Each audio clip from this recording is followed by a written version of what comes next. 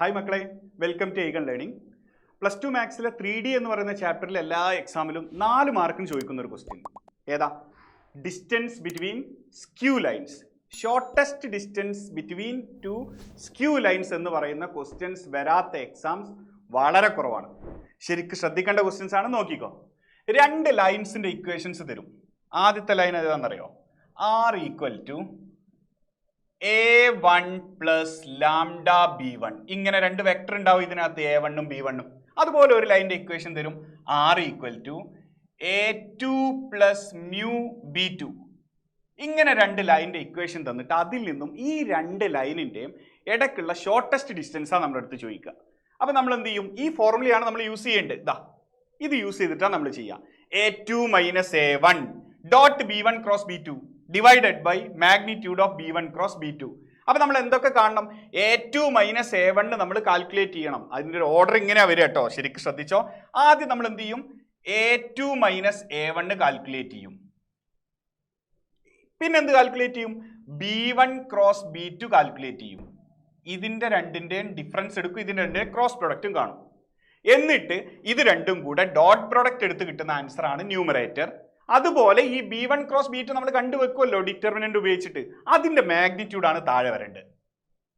Ready അല്ലേ? ഒരു question ചെയ്ത് നോക്കാം, അപ്പൊ സെറ്റ് ആയിക്കോളും. നോക്കിക്കോ, ഇതാ രണ്ട് ലൈനിന്റെ ഇക്വേഷൻ കണ്ടോ. R ഈക്വൽ ടു ഇതാണ് A1, ഇതാണ് A1, ഓക്കെ, ഇത് A2, ഇത് B1, ഇത് B2. ഇങ്ങനെയാണ് A1 A2 B1 B2 ഒക്കെ സെലക്ട് ചെയ്യുക. റെഡി ആവുമല്ലോ? നമുക്കിവിടെ എഴുതി വെക്കാം താഴെ. A1 എന്താ വരിക? A1 equal to I plus 2J plus K. ഇതാണ് A1. ഇതുപോലെ A2 വേണം. A2 is equal to 2I minus J minus K. ഇത് രണ്ടും വെച്ചിട്ട് നമുക്ക് എന്ത് കാൽക്കുലേറ്റ് ചെയ്യാൻ പറ്റും? A2 മൈനസ് A1 കാൽക്കുലേറ്റ് ചെയ്തെടുക്കാൻ പറ്റും. A2 മൈനസ് A1, ഇതിൽ നിന്ന് ഇത് മൈനസ് ചെയ്യണം. അപ്പൊ എന്തൊക്കെയാ ഉണ്ടാവുക? 2I minus J minus K minus A1 എന്താ ഉള്ളത്?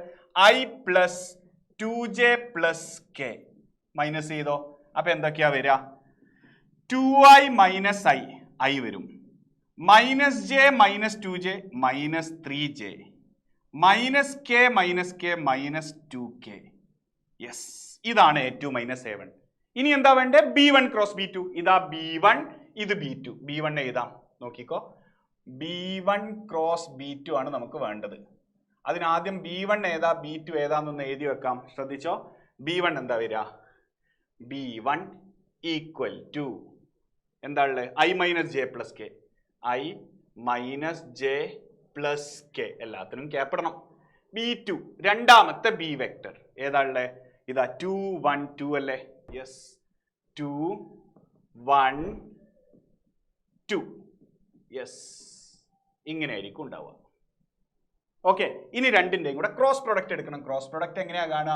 Determinant I J K. Ready? ആദ്യത്തെ വെക്ടർ എന്തൊക്കെയാ? 1 മൈനസ് 1 1. ഇതാ 1 മൈനസ് 1 1. അടുത്ത 2 1 2 2 1 2. ഈ ഡിറ്റർമിനന്റ് എക്സ്പാൻഡ് ചെയ്താൽ B1 ക്രോസ് B2 കിട്ടും. എക്സ്പാൻഡ് ചെയ്ത് നോക്കാം.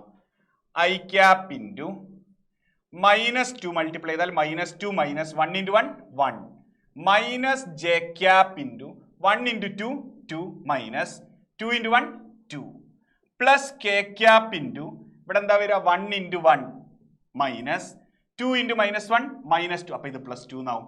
അപ്പൊ എന്താ ഉണ്ടാവുക? Minus 2 minus 1 minus 3I cap. 2 minus 2 0, അപ്പൊ ഇത് പോയി. പിന്നെ എന്താ ഉണ്ടാവുക? 3K cap plus 3K cap. ഇതാണ് B1 cross B2. B1 cross B2ന്റെ magnitude നമുക്ക് ആവശ്യം ഉണ്ടാവും, വേഗം കാൽക്കുലേറ്റ് ചെയ്യാം. B1 ക്രോസ് B2ന്റെ മാഗ്നിറ്റ്യൂഡ് എന്താ വരിക? Equal to root of minus 3ന്റെ സ്ക്വയർ. ഇതിന്റെ മാഗ്നിറ്റ്യൂഡ് എടുത്താൽ മതി. അപ്പൊ മൈനസ് 3ന്റെ സ്ക്വയർ പ്ലസ് 3ന്റെ സ്ക്വയർ. അപ്പൊ എത്രയാ വരിക? മൈനസ് 3ന്റെ സ്ക്വയർ 9 പ്ലസ് 9 റൂട്ട് 18.